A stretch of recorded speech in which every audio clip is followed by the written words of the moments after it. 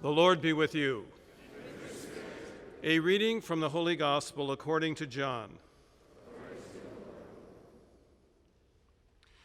When Judas had left them, Jesus said, "Now is the Son of Man glorified, and God is glorified in him. If God is glorified in him, God will also glorify him in himself, and God will glorify him at once. My children, I will be with you only a little while longer. I give you a new commandment: love one another. As I have loved you, so you also should love one another. And this is how all will know that you are my disciples, if you have love for one another." The Gospel of the Lord. Praise to you, Lord Jesus Christ.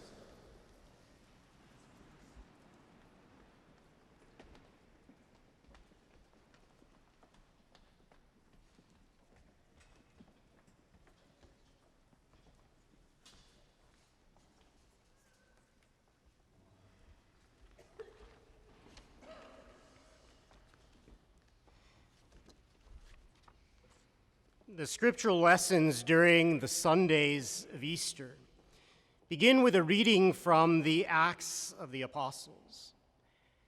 Acts chronicles the missionary activity of the first disciples of Jesus, and it tells stories about how the church expanded while overcoming obstacles and moving beyond boundaries. On this fifth Sunday of Easter, we encounter Paul and Barnabas, who've just finished preaching in Derbe. Their proclamation of the good news has been so spectacular that they made a considerable number of disciples. Rather than ending their journey or taking a rest from evangelizing, these two missionaries retrace their steps and return to Lystra and to Iconium and to Antioch. The work wasn't done, so they made their way back to those early church communities that still needed to be strengthened and encouraged to persevere in the faith. The preaching that Paul and Barnabas went about doing after the resurrection was far from easy. Their preaching often fell on hostile ears, but they refused to give up proclaiming the faith. Paul and Barnabas saw their call of preaching the good news to the Gentiles as a way to open the door of faith to them.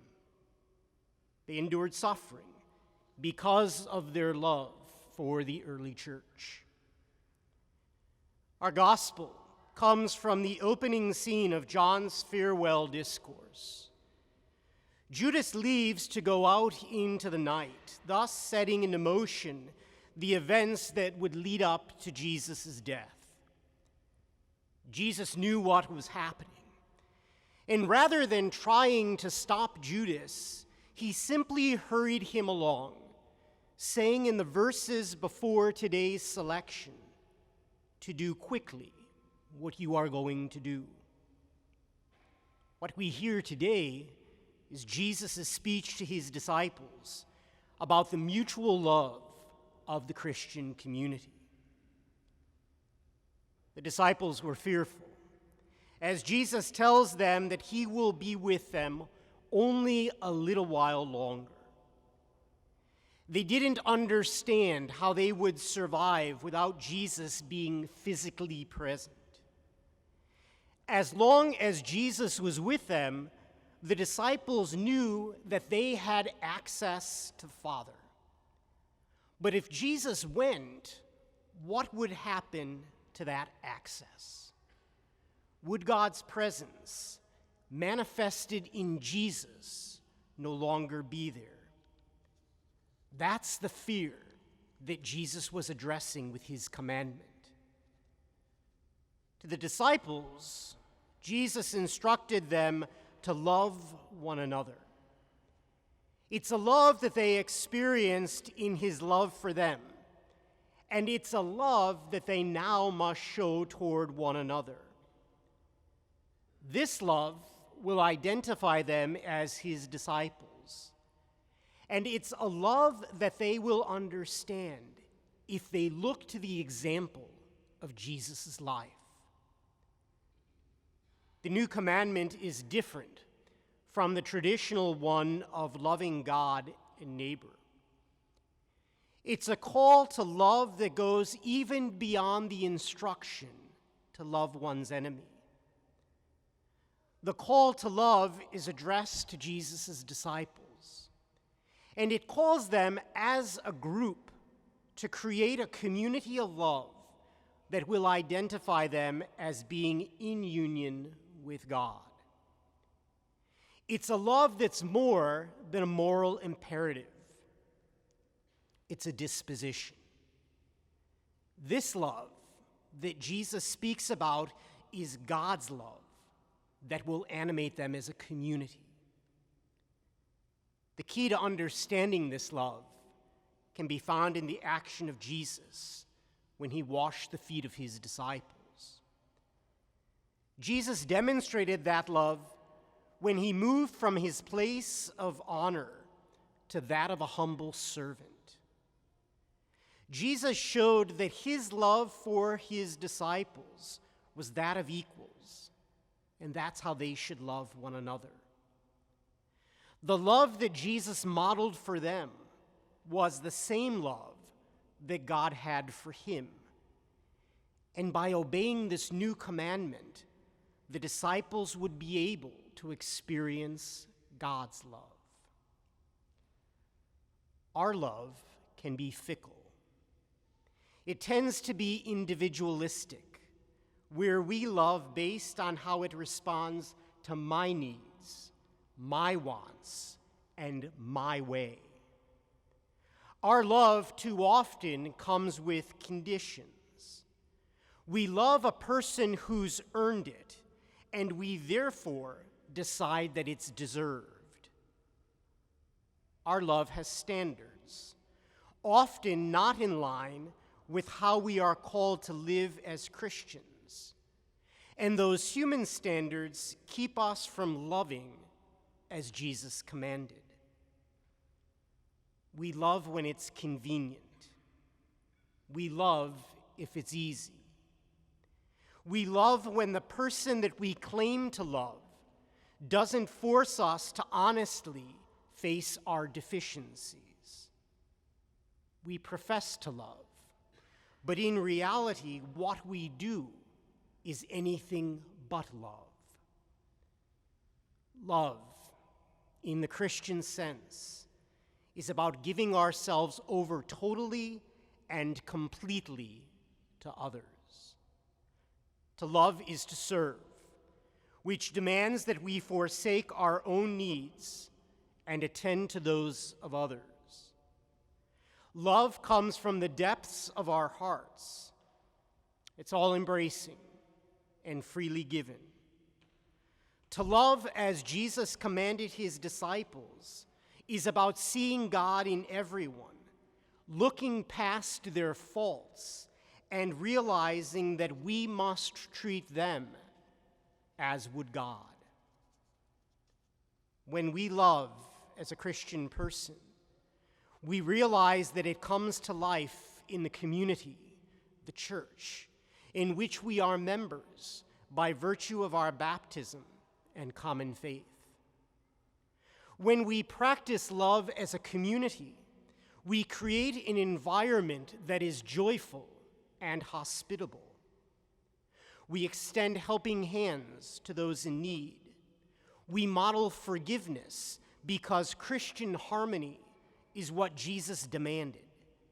And our loving actions aren't a result of a perceived duty, but rather a response that comes from hearts centered in and modeled on that of God. The reality of today's gospel message is that Christian love has a cost. The love that Jesus is talking about is the cost of discipleship. It's a love that requires sacrifice. It's a love that at times will mean pain, tears, crying, and mourning. It's a love that Paul and Barnabas continue to show the early Christian communities despite rejection and persecution. It's a love that was proclaimed from the cross on Good Friday. It's the love that comes alive when, as Jesus says, we are willing to lay down one's life for the other. It's a love that's limitless, at times irrational to the unbeliever, and seen in the blood, sweat, tears, pain, and dying that comes with living out our faith. Pope Francis has invited us to spend this year cultivating in our lives a love that is merciful. Over and over again, our Holy Father has challenged us to look into our hearts and root out behaviors and attitudes that lack mercy. He's reminded us that professing our faith with our lips amounts to nothing if it's not translated into lives that are modeled on love, mercy, and charity. The Holy Father is asking the Church to grow in mercy for one another and to create a spiritual home that's animated by loving hearts that embrace all people. Merciful love, Pope Francis reminds us, is the bridge that connects us to God while opening our hearts to an experience of love that's pure. To be loved by God involves opening our hearts to Him, and in that embrace by God, we find ourselves being filled with His infinite, patient, and indulgent love. The love of God, incarnated in our Christian lives, culminates in us sharing it with one another. Throughout the Easter season, our readings will continue to challenge us to follow Jesus and share God's love. The missionary activity of the apostles will teach us how to proclaim our faith and live in Jesus' love. The gospel will remain focused on the love that becomes visible when we live in community and make God known through us. The challenge before us during these Easter days, the hard work that needs to be done, is cultivating in our lives a love that's about giving ourselves over totally to others, forsaking our needs to attend to those that we meet, and becoming men and women marked by forgiveness, mercy, and charity. May we strive to be a community of believers who see the presence of God in everyone, share God's love from our hearts, and be marked by a love that's humble, sincere, and genuine. May we strive to live as one body each day, for when the love of God becomes the hallmark of who we are then living as Jesus' disciples.